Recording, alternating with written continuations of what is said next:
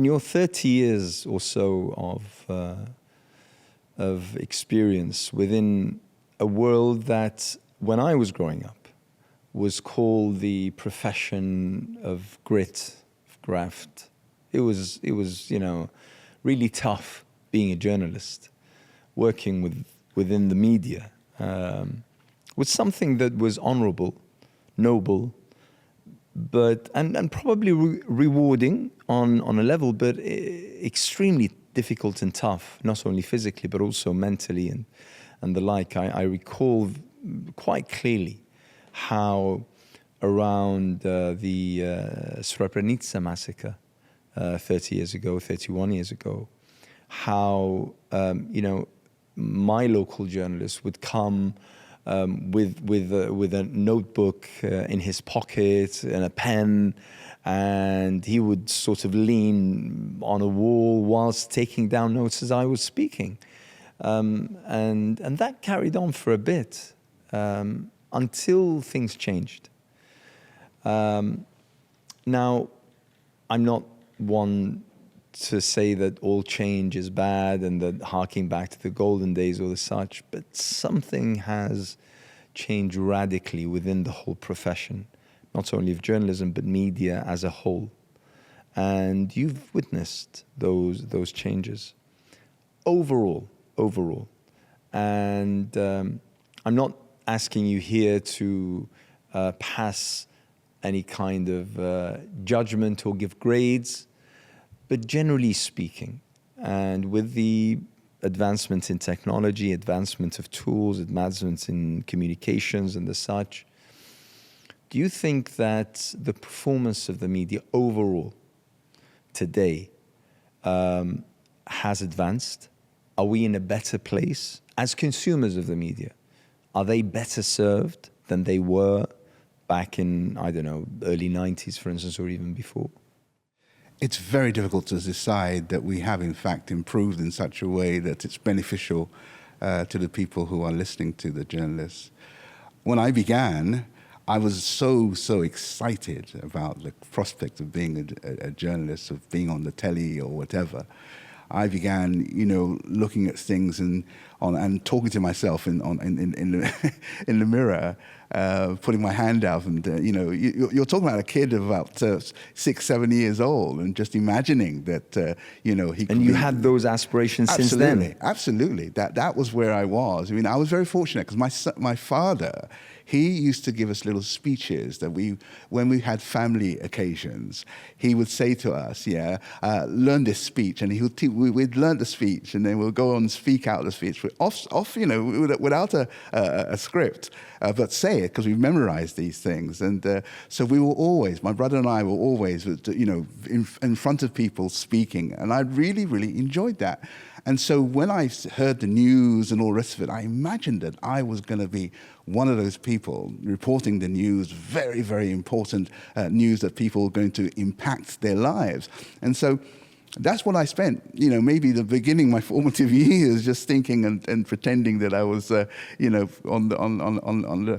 the television or on the radio and talking and giving this kind of thing. So this kind of aspiration, I'm not sure today whether people still have those same kinds of operations. I understand that there's 1.3 million people right now who are actually in the journalists and learning journalism right now. But at the same time, what does it mean for them? These kind of ideas that we had about journalism has changed vastly about what journalism stands for. And it's no longer, as we would want to provide a service to people. In some ways, we're serving the people who are paying our salaries. And so, journalism for me has changed. And of course, the biggest thing that perhaps has changed there, print journalism as it was then, knowing the English language was very, very important. Writing and the skill of writing, it's something that I really, really enjoyed. I loved writing. I loved, putting down the story and making it flow and this kind of thing. And later on, when I went on to radio, the same kind of thing, and looking to see the writing, and then eventually to television where I was working. But these things were important because Well, now they've changed because they're no longer, because digital, they're still writing in digital, but writing a different kind of writing, using video, using things that impacts in a different way, and so. I'm not saying necessarily it's a bad thing. I'm not saying it is a bad thing. It does move on. Things have moved on, but the skill of journalism has changed vastly. Would you say that as consumers of the media, as audience members, would you say that we are better served, better informed? The impact of the media on us, is it as significant as it used to be? I think the impact is the same, but I don't think that perhaps we're as well reserved. I don't think necessarily that we're as well served, but I think the impact of journalism is still very, very important. 67% of people get their news from the internet, which is different from how it used to be, but people still want their news to be at their hand. They want to understand what's going on in the world. So journalism still and will always have a place, but it's the type of journalism which has changed over the years. And trusting the journalism that you have, this is the question. Do you trust what you're reading? And nowadays, the different... is trust the same as impact? I think it is, in a sense that, if you don't trust what they're saying, you're not going to believe it and you're not going to act on it. You're not going to believe that this actually... You then look for agendas and you look for ideas outside the narratives. And I think with the development now of the independent media, where people now are writing things different to what the traditional media are saying, it has caused, if you like, a big rift between what is journalism, who to believe and who not to, and what the standard journalism that we're seeing with the CNNs and BBC. We're confused in a sense. Are they really telling the truth here, or are they have a corporate or a governmental edict to talk about? And this is where we feel that once upon a time, when I started at the BBC was an independent broadcaster, and the fact it was given by or supported by the government, there was never a doubt in your mind that in fact you were independently looking and researching these things. Now, there was always this feeling of great objectivity. We're serving the public with our objectivity. But the important thing here is that there's no such thing as objectivity. I mean, as soon as we began in journalist school, we realized that the first lesson was news values. News values. So what is news values? Basically you're saying the news towards the audience who's receiving the news. So the British, white, European. If you're making news in the UK, you're not going to be interested in the fact. Well, you may be interested, but it's going to be low in the rank of 1,000 people dying in Bangladesh, as opposed to 3 or 4 people dying in a plane crash. So I knew from the very beginning where news was and where people's value of news largely depended on who was telling the news and who you wanted to listen to the news. So this is where this objectivity, if you like, just became really, really not a question. But what I think is important is that not just objectivity, but the question of fairness. So when you do a story which you quite clearly, it's going to look one-sided, you're going to start to look at yourself and say, right, how can I be fair about giving these details? And what should I ask somebody else here? Should I ask for their opinion? Should I ask for people who has a counter opposite opinion? And once upon a time, we could do that as journalists. We could go there and ask and find out and get a different opinion. Nowadays, it tends to be one-sided, and what you tend to find is that if you ask for somebody to give his opinion, which is contrary to your opinion, then because he doesn't ask, because he won't reply to you, he won't reply at all. So you will say, what? Well, we did ask him, but he didn't want to reply. But what caused that kind of change? Or what is it that made modern day journalists concern themselves, let's say, less? And I'm not being prejudiced against today's. I'm sure they are very hardworking professional people out there, but generally speaking, I'm assessing as per the standards, let's say, the kind of news that are being peddled every single day, the kind of priorities given, and the kind of narrative that shapes the news report of today. I mean, you talk about, for instance, the student riots in Bangladesh. I would suggest that the BBC covered that, okay, to an acceptable degree. But then there are similar stories, such as in Sudan, such as in Congo, which cannot be found. Yet there is, one can claim, a genocide going on in those countries. So even the selection of news and what to cover and what not to is something which, in a way, is being problematized. Who makes those calls, and upon what, upon whose behalf or upon whose behest? Who makes those calls? And is it the journalist who's at their desk getting this feed that something as horrific as what's going on in Sudan and Congo or elsewhere is going on, and we haven't spoken about that, and therefore it needs to be covered? Or is it someone else? Is it the editor? Is it the proprietor of that particular platform? So what caused, do you believe, what caused that change? Ultimately, it's the proprietor, but we in journalism, we do journalism in accordance with what we believe would be accepted. If it is not accepted, we kind of control ourselves in that sense. So we would say that our journalistic training is such that it's not a story until such and such number of people are deaf. It's not a story until there's some human influence, some human tragedy there somewhere.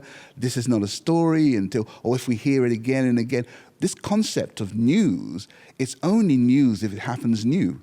So therefore, the fact that it's going on for a week, going on for a month, that's the same story. It's not something necessarily new. So to answer your question, there is inbuilt into journalism the idea that a new story means that we do something which was just change, was something that's really affected our lives, and therefore the things that are every single day go on the same way. There's still people dying in Sudan, still people dying in Congo. That's not news. It continues to be just something which fills our bulletins, and so the emphasis on that really must come from the people in the news stations who say, right, this is a human tragedy, this is a human disaster. We must focus this in order that we can bring about some kind of change. And so therefore, what you're getting now is a kind of activism in your journalism in order to, and no journalist likes to feel that he's an activist. If he feels I'm only making this story because I want to help the people of Sudan, that is not. That's a diversion from the main objective of being journalism, a journalist. bringing news stories. And do you agree with that? I have a real difficulty with it. I have a real difficulty, and I also have a difficulty with the very kind of simplistic way of dealing with journalism. And sometimes we're forced to do that. Who's the good guy? Who's the bad guy? Yeah, the nuance is not always there. So we'll sometimes say, well, let's get some nuance here. Let's bring a guest who's going to talk about, but still, our questions and the way we put things forward is that we want to find out who's good and who's bad. We want to answer who's democratic and who's autocratic. We want to find out those things in our journalism in order to deliver a kind of a story that people are going to accept. Yeah, that works with us in terms of how we're thinking about things.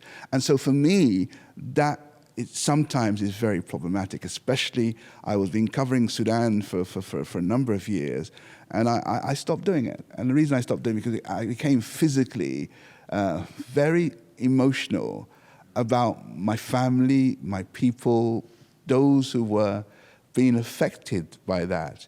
And as a journalist, to give them, just this idea there's a good man and there's a bad man there, it didn't make any sense, and I couldn't really do justice to the story. And at that stage, I decided not to report that at all, and not even become involved in reporting about Sudan, and just caring about my family more than anything else. I don't want to come across as though I'm harking back to a golden age, because I don't think that there was actually a golden age per se. I think there were certain standards that were admirable and made journalism the kind of exceptional profession as it was. But what is beyond doubt is the fact that there are less and less and less percentages of people who take their news and who consume mainstream media, who read the papers, than ever before. I think a recent survey of the BBC said in the UK, something like 45% of people took their daily news from the BBC or Sky or ITV or Channel 4 or the such, and more and more and more are moving to social media, TikTok, Instagram, and the like. And surely that is an indication of something. It's not that there is less money in journalism as such, because we're already hearing about how, for instance, the Daily Telegraph is on sale for something like 100 million, probably even more, 400 million, someone was touting. I think a Conservative MP is part of a syndicate that is offering hundreds of millions of pounds for the Telegraph. So there's money there. But why is it then that there is less and less shareholders or stakeholders in modern day journalism? There must be a reason for that. I think we're living in a society, in a world now where there's post-truth. Much of what you say, is somebody's truth, but it's not others. And so wherefore there was a unity, if you like, when journalism spoke. Nowadays, more people are saying, well, that's rubbish, that's not, there's no unity, if you like, in understanding what truth really is. Everybody's having their own truth. Everyone has their own truth, their Exactly. own version of a truth. Exactly. A truth really doesn't, unfortunately, truth tends to be what people want others to hear. And, even when people became involved in journalism like I did, there's always that feeling that you wanted, to be successful, and you wanted people to note who you were. And to become a journalist would mean that people respect your way of doing things. But indeed, nowadays, everybody's a journalist, or everybody has a podcast. Everybody has something that what they want to say, and so there isn't really a really uniformed kind of understanding of where we're going with the truth. There's no uniform understanding of that, and the way in which people have left the mainstream media, and only listening to their own podcasts and their own form of listening now, it means that people are becoming more and more, apart in their ideas, in their thinking. More polarized. More polarized, absolutely. More polarized in all of that. You watch the channel that fits with your ideas. You listen to the radio station that discusses the things that you want discussed in a way that you wish, and therefore you're exposed less to the other point of view, to other arguments and the such. Yeah. And but I have to say there is some good in that as well, because there's programs that are coming out now whereby people are spending a little bit more time and explaining what the issue is. So you might get someone who's doing a 2-hour broadcast, and in that broadcast he'll spend some time to actually deal with the subjects, show evidence of his ideas, maybe spend 30 minutes, 40 minutes on an issue and move on, but give you a full understanding of that. I actually think that is quite interesting. I think that makes me, when I started doing documentary series, it's almost doing documentaries, live, to a live audience and getting interaction with that live audience as well. So there is some things I find really quite interesting in the way in which people are using the media, social media, journalism now. That it's becoming very, very interesting in that sense. And having said that, it's still polarization. It's still polarization. It's still, I remember Norman Finkelstein, the American. That's right. Intellect, he was talking about the fact that he, of course, had been talking about the situation in Gaza, and he'd been researching that for so long, and now he is being in different podcasts. His name is being in different places, and he said something I think is very, very important. He says, "My name in the podcast is my name, and what has been said in these podcasts are not in the mainstream media. My name is not in, this. So my reach is not the same, not the kind of reach that I perhaps might have if the CNN talked to me or whatever talked to me. But alhamdulillah, he's saying I put the alhamdulillah, he didn't say it, but he's saying that I did this in order to reflect what was going on, but at the same time, only to a confined, restricted audience. And I think that's the nature of journalism as it stands right now. I personally, my main focus is politics. And I always say that the marriage of politics and money is problematic. I would also suggest the same in media. Once the pursuit of media becomes money, it's problematic. No? Would you agree? I do. Most people tend to believe that journalism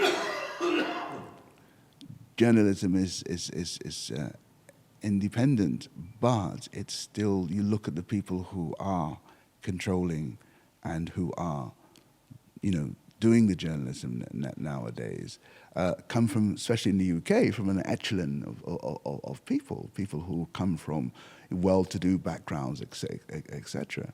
And there are chances for people to do that, but less and less. And when I first started, African Caribbean people in the news was a rarity. It's something which I remember really wanted to be a journalist, but people's perception of who the journalist could be was, it was laughable for me to say.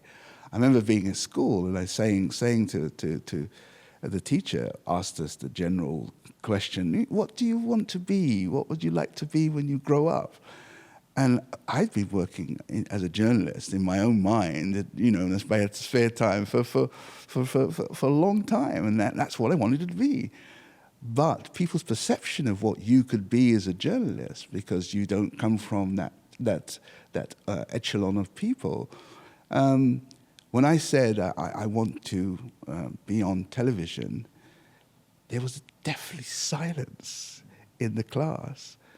And then the sniggers started to come out. And of course, not more so from the teacher who... I grew up with Trevor McDonald right. being the only the only non-white face. And that was it. Yes. That was it. And that was enough. Yeah. You know, you're represented enough. We don't need to go overboard with Absolutely. this. So when she actually said, the teacher said, I want you to check again what I said. You do. So I bottled out. I said, I'd like to fix televisions. You see, so the conception of who can be the journalist and all the rest of it, that I don't think in some respect that has changed. I still feel that those journalists are still from different echelons of society now, especially in the UK, that still have to be seen as the journalists as such. And so you're not going to be allowed to get into some areas, yeah. But I mean, when you hear, I mean, it's almost absurd that when you hear the likes of Rupert Murdoch, for instance, owning something like, I don't know, 200, 250 papers, radio stations, TV stations, groups, media groups around the world, it sort of looks wrong. I mean, I'll say it. It looks wrong because, and especially with what you said earlier about the role of proprietors in terms of impacting the story, and journalists probably subconsciously paying their dues through the kind of news and the way they shape the news and the narrative and the such. For one person to have that kind of power is, I don't know, it just seems not right from where I stand. Would I be wrong? It's what to do about it. It's not a case of saying it doesn't exist or it doesn't. You can change it. At the moment, it's a difficult thing to change. You know, it's a difficult thing to because, especially as we just said, that journalism is no longer becoming. You know, people are moving away from mainstream news, and so to make it palatable, it's got to be sensational. You've got to be breaking news, breaking news, breaking news, breaking news.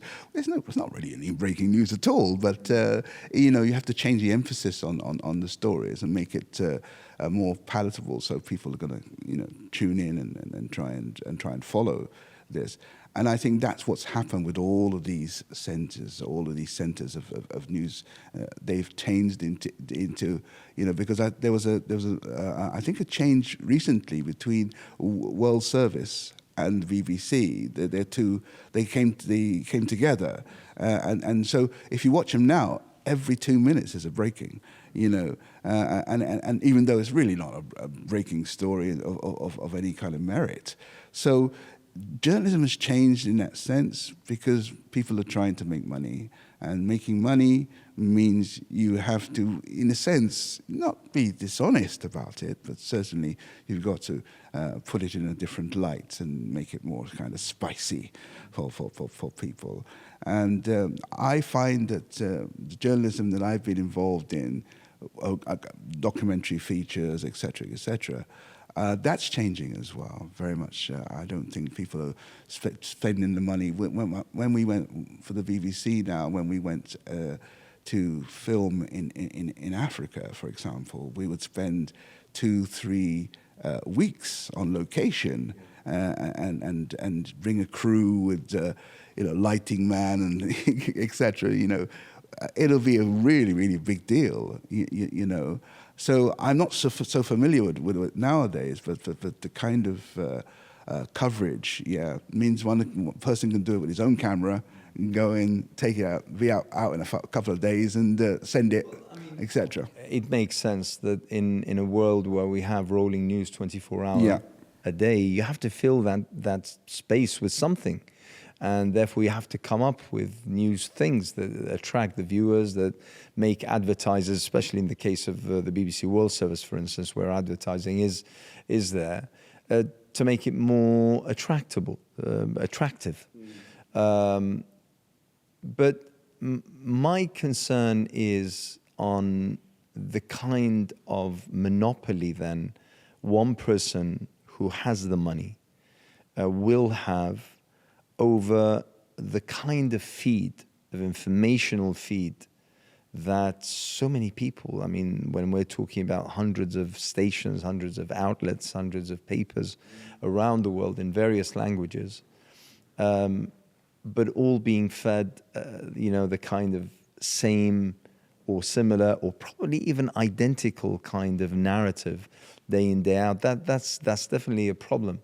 But I get what you mean. I mean, you need, in order to invest more, in order to create better quality programs, in order to, satisfy that kind of area, then obviously you'll need investments. But how do you feel? I mean, and let's focus on what's been happening now for months on end in Gaza, for instance. There has been a definite impact of Gaza on every sphere imaginable, whether it be political, societal, cultural, and obviously from the media perspective. I mean, we can very simply argue that the media have rolled with a Zionist narrative and shown, a narrative that is supportive of Israel. But it's not as simple as that. It's not as simple as that. From my perspective, I think that we have seen more than a few examples across the board of when there has been coverage which I would assume would displease the Israeli government, for instance. Now, that might be a one-off or an exception to the general rule, but it's there nonetheless, and it's archived, it's there. How much do you think that Gaza has had in terms of an impact and an effect on the media, in terms of the production of media, not in terms of the recipient? The recipient obviously is getting their news and feeds and images from various sorts, but in terms of the production, how do you feel that Gaza has impacted that? Once upon a time, there were people who were getting their news from the stations or from the countries that they were in. That changed with what was known by the academics as the Jazeera Effect, in the sense that Jazeera was covering news from outside the borders of its country. And it meant that people in those particular countries could rely on different sources of information. And Jazeera, in its sense, actually opened it up wide in terms of news, in terms of understanding what was going on. And so, what happened in Egypt, for example, with the Morsi coming to power in the Arab Egypt, Spring, the Arab Springs, etc. This is very much part and parcel of a different emphasis. Once upon a time, those particular countries can just lock it down and do their own media. Everybody listen to the station and tell their own story, and that's going to be the story. Exactly. So so what am I saying? There's a wider story that began with the Jazeera, effect. Okay, and it's what we're seeing now is part of that effect, in a sense that when the Gaza story broke, okay, a mainstream, okay, in all parts of the world. Oh, it's terrible what happened, and yes, it was terrible what happened. But in terms of the resistance, in terms of the Palestinian cause, these countries were basically running and towing, different lines, lines that were not sympathetic towards the Palestinians. However, put in the Jazeera Effect, put in the social media, put in TikTok, and that effect began to change. That effect began to be the news that would not normally come out was getting out, and then the way in which it was being channeled and the way in people were understanding what was actually going on was for the first time, very, very different. And that's what's happened with Gaza. Gaza, not just the of course they banned Al Jazeera from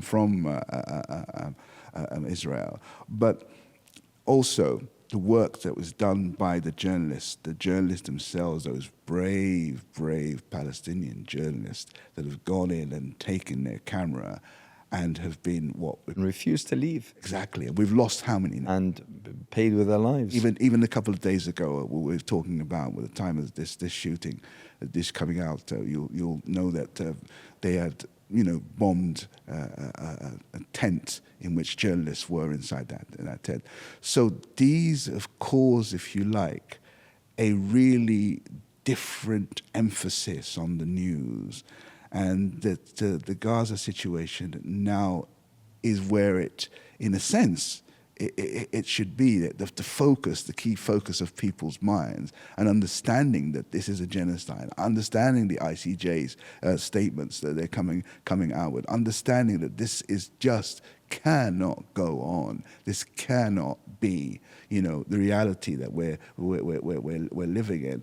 And yes, they know fully well. I say they, those who support the Zionist cause. They know that they've kind of lost a lot of ground with this. And I think it's the combination of the social media as well as the Al Jazeera's Al Jazeera-like programs, TRT, I mean, my own country, my own channel. I think it's done some great things. I say that by myself. I think some great stuff it's done in terms of covering the news. So these things are very, very important in bringing the perspective of oppressed people. You mentioned earlier about the Arab Spring and the advents in Tunisia, late 2010, early 2011, then obviously followed by Egypt, and then the movements that happened in Libya, Yemen, Syria, and so on and so forth. And I recall there being what I would call, from where I'm standing, as someone who's interested in the media, but not professional by any stretch of the imagination, a radical transformation. And that is, I recall the BBC all of a sudden agreeing to use clips filmed by ordinary people on the streets, when before it had insisted that everything needs to be verified by the BBC itself or taken from a source credible to the BBC. So all of a sudden, we had this influx of images from ordinary people who were carrying mobile phones and, picturing stuff. And the BBC would add the disclaimer, unable to be the BBC was unable to verify this, but still here you are. And that, to me, signaled a transformative moment in which every single person with a mobile phone, which had a camera, became a journalist in their own right. And they became a news source. They became, people who were reporting from the very epicenter of what was going on, and that signaled, in my view, that signaled quite an important moment, and that's why I continue to feel that whilst yes, the media has a very important and significant impact on events, but also events have a very significant blowback impact on the media and its own standards. I mean, the BBC, for instance, that kind of criteria, that kind of, sort of standard was seen as golden. It was something that it singled out the BBC, But all of a sudden, you know what? Everyone's using these clips, and they're coming out in their dozens every single hour. So we're lacking behind here, and we need to take these on. So all of a sudden, this golden standard of the BBC became no longer. So and that's why my interest in how Gaza has impacted mainstream media. I mean, is it because more and more people, and particularly a younger generation, have chosen to take their news from the likes of TikTok and Instagram and so on, that the mainstream media have decided to sort of try to tag along, or is it something else? I think that we as journalists use social media cautiously. If we want to get news that comes out immediately, I mean, I'm on the desk. I will go and look at the accounts, social media accounts, and if there are film or footage that we can use very, very quickly and get it to air, we will do that. We do have a group of people who check whether we can clear it in terms of rights of usage. We have that, but that's completely revolutionized, if you like, completely revolutionized the way in we use those pictures, the way in we put out that information. And what it means is that we're able to reach those things very, very, very quickly. Okay. Whereas if you're going to wait for the agencies that produce pictures, such as Reuters or AP or AFP, this kind of companies, if you wait for that, it'll be at least half an hour to an hour, and sometimes more, if you're waiting to reflect what's happening in at that point of view. And of course, the other thing is that we have gone into the hot spot areas, and our journalists are right there. And when it happens, we know before the mainstream media, the mainstream agencies are finding out that information. But we still, I think, very cautious in the way in which we put out information, because we are concerned if we get stuff that may not be true, or et cetera, et cetera. We're very cautious about that. But however, we move very, very quickly in putting out, and that has impacted people's lives. And definitely the story of Gaza, is a story of people getting information directly to the people who are looking at it, and coming to a conclusion, hey, this ain't right. There's no cover. There's no way of trying to hide the fact that, you hear any government want the things to come out in the way that suits them, and fortunately, the social media way of putting things out, and we have this right to use things, quite liberally. I mean, for 40 seconds, 50 seconds, etc., we can use, for the fair use policies. Fair use policies is a policy whereby, for as long as it's contemporary, and you're adding to something and explaining things, then it's okay for you to use it. Okay, it's not seen as being plagiarized in the same point of view. So this is really and this is what has happened in Gaza. We've used that information and gone very, very quickly to source, and then analyzed it very, very, very quickly. And this has been, in a sense, much stronger than the mainstream media. There are one or two mainstream media people, I have to say, are doing good jobs. I mean, I have to say, Guardian Live, for example, moves very, very quickly on some of these issues, but others don't, and others wait and formulate a different kind of narrative before they release the information. So it has, I think, been of great benefit, particularly in the story of the oppressed, the story of In your line of work, you worked for a while in let's say faith-based media, particularly Muslim media. Yeah. You worked for Islam Channel for a while. That's right. How do you find that area? I mean, to be honest, I personally have a problem with everything being called Islamic or Islam or Muslim or the such. As Muslim schools, for instance, or Muslim banks, or Muslim this or that, when I think that what we're talking about is something of ethics, of value, and the such, more than particularly Islam per se. But that's for another time, another discussion. But what would you say about the, in a way, growing area of Islamic media? There are millions, tens of millions, probably even hundreds of millions. every single year plowed into that kind of media, some of whom are overtly Islamic or religious, like the Quran channels and the like. But others are, they delve into news reports, documentaries, covering social lives, societies, politics, and the like, as well as, covering, the events such as in Ramadan or such as in Hajj or the like. How do you perceive those sectors of the world of media? Do you think that they have a future?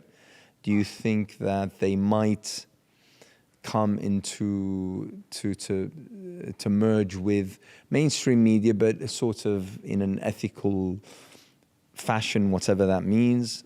How do you perceive that? I'm going to come at a different angle. And when you say ethical, there are lots of things that are ethical, but that are immoral. So I don't really think that we can call everything. Give me an example. Well, in the sense that if you do something that's lawful, it's lawful. That's fine. That's an ethical, because you stayed inside the law. But the stuff that pornography or whatever, this is immoral. So I think that we as journalists as Muslim journalists with the Muslim eye, I think there's a space for that. I really enjoyed my time at Islam Channel, and the reason why is because we were able to say the narrative as it stood, from a point of view of faith-based, but also a very, very clear, narrative without propaganding. You see, this is the thing, without propaganding the issues. So I'll give you a classic example.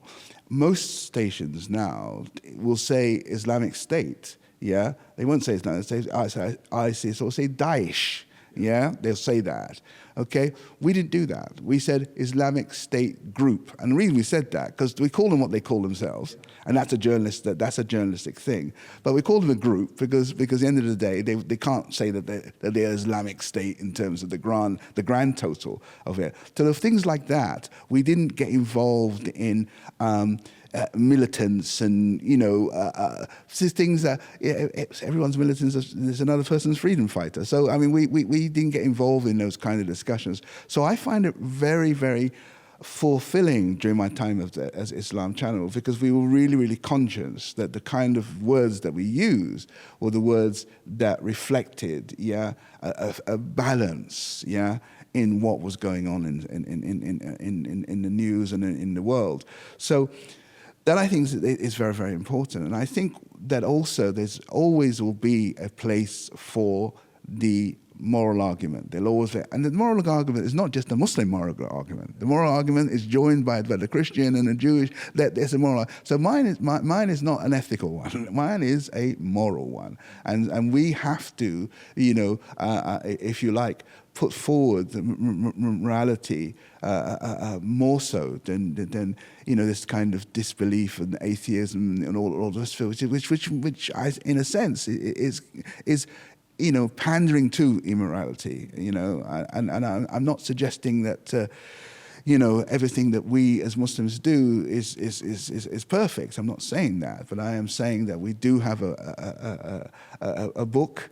We do know where we're going in terms of our beliefs, and so we should always, and let's not be ashamed of saying that we're Muslims. Let's not say well, this is Islam. Let's not be ashamed of saying that.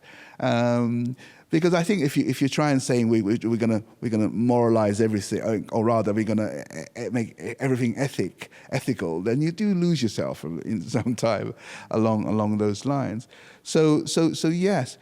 Having said that, we do have, we've fallen into the trap of making, getting likes by making and saying statements that we really shouldn't be doing, personal quips between people, etc. This kind of thing, I think, is detrimental to the Muslims in general, I think. Generally speaking, if someone, a young person, recently graduating from high school, was to come to you and ask you about your advice regarding their future careers. How inclined would you be to direct them towards either journalism or to working within the media? You know, many people do ask me that. That's a question. Yeah, and in order to give them an answer to that, I tend to say you've got to learn the profession. Now the profession means that you're going to learn how to write. You're going to learn how to record things. You're going to learn how to be accurate in what you're saying and in the way that you're saying those things. You have to learn the art of journalism. Okay. However, yeah, where you then go with it, okay, it's a Pandora's box in a sense. You may go one direction or the other. So I would say learn it first, then make the decisions as to which direction you're going to go with it later on. And I think sometimes people will say, okay, right, they want to go into mainstream media, etc. And there are people who have benefited from being there. And people who have gone there and benefited from moving out of there, So it's it changes. It's not one rule for everybody. Generally speaking, are you, let's say, optimistic in regards to the future of journalism and media? Are you optimistic in terms of, let's say, the larger chunk of that particular sector being of positive use, being a contributor towards raising awareness in the right way, informing in the right way? I mean, let me give you an example. I mean, when we talk about democracy, when I, for instance, lecture about democracy, we talk about certain elements that are crucial to democracy working. And because one of the main questions is, in democracy, well, if you're going to allow one vote equally to every person, whether they be someone who's uneducated, illiterate, or someone who's a professor, both of them being of equal weight in a ballot box and choosing or making the future of the country, the media is essential, because the assumption is that everyone is feeding from the very same pool of information, which allows them to make an intelligent choice of sorts that can contribute to democracy thriving. That's the assumption. We're talking theory here. Are you, generally speaking, are you optimistic in that journalism and media as a whole will continue to provide that, will be that kind of, in a way, safeguard, or do you see something different? Well, if it doesn't provide that, it is no longer journalism, and it would have disappeared. It'll be propaganda. It will be propaganda. And so I do believe that there are people in the profession that continue to want to research and to investigate and to expose and to deliver messages which are against the normal, in quote, perception of what life is about.